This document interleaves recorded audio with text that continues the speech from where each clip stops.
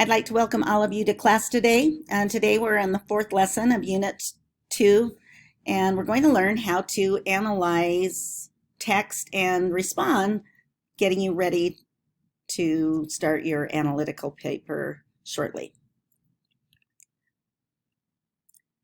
For class, we'll be doing two things. The first one will be academic notes, and then actually practicing writing in analytical style. So with your academic notes, I would like you to turn to those yellow papers. And on this slide, you'll notice that there is an article that was written by a professor, I think at Oregon State, and he wrote about writing summaries. So because that's what you're going to be doing for your academic notes, I'd like you to review what you do in writing summaries, read his article, and write down 5 different things that you remember or that he tells you again about writing a good summary paragraph, and put those in your academic notes. Once you've done that, you are going to actually write another summary paragraph today that will be turned in next time. And it's going to be from a writer. Her name is Anne Lamott, and you'll notice her name's on this slide.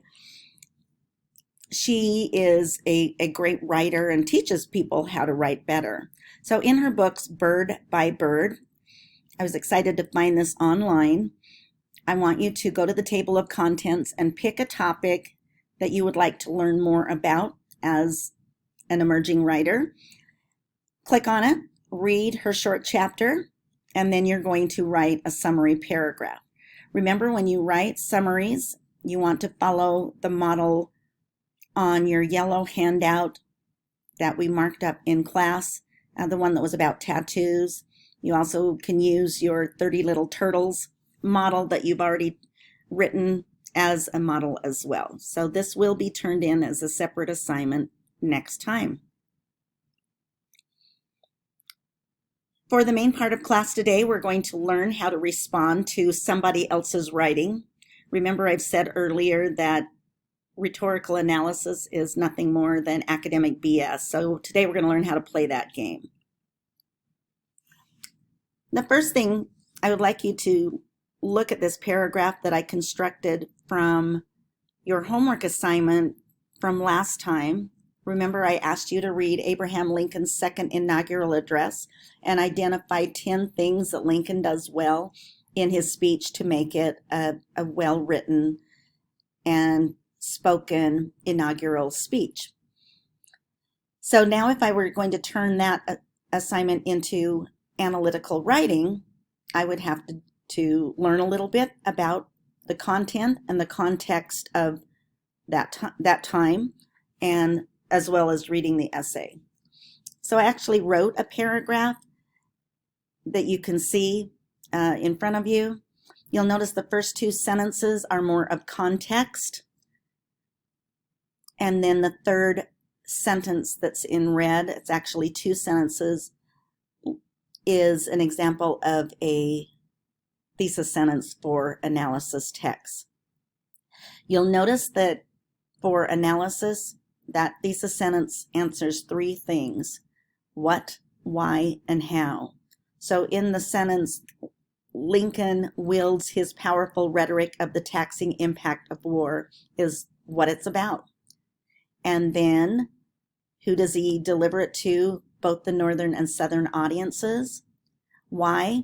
The 3 words "in order to" are really important because it leads you into a why statement. In order to start the healing process of a nation. Then, how does Lincoln do that?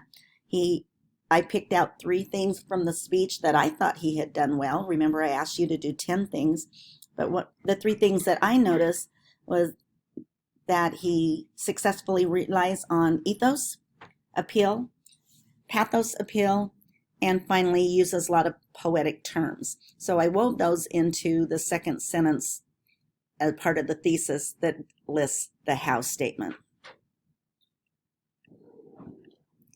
Once we've learned how to write a thesis for a rhetorical analysis, then we can actually start working on one on our own. So in class today, we are going to look over an article in your packet, and it's about a basketball player that was at BYU about 10 years ago. His name was Jimmer Fredette.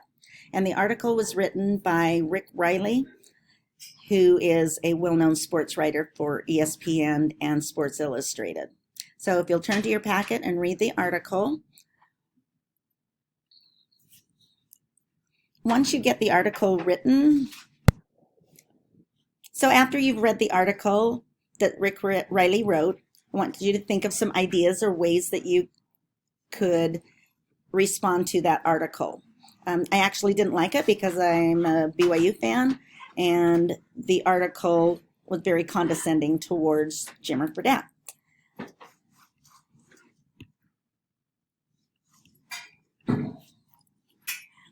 If I were to write this as an essay, I'd have to do some background information on him at that time. So I included some details on this slide for you to look at. Then this slide is really important. This teaches you how to write a thesis sentence. You can actually copy the words on this slide and plug in information that fits the article that you've read. So for example, I did that with the article. I said Rick Riley's use of condescending tone, out of context information, and logical fallacies ineffectively convinces college basketball fans that Jimmer is an overrated player. So that would be my thesis sentence that I would use to write about. Once you've done that, you want to find some evidence from the text that supports it. So if I were looking for condescending tone, I'd find some examples of that. I'd look at the other two elements that I discussed as well. So here's a sample paragraph, a body paragraph, where you introduce what you found from the text and you discuss it in an academic way. This slide is important later on when we talk about conclusions. We're not doing conclusions today. So for your homework, I want each of you to go to your packet. There are several articles dealing with 9/11. You will need to pick one, read the article. While you're not turning in the annotation of the article, it helps you to fine-tune what you're going to write about.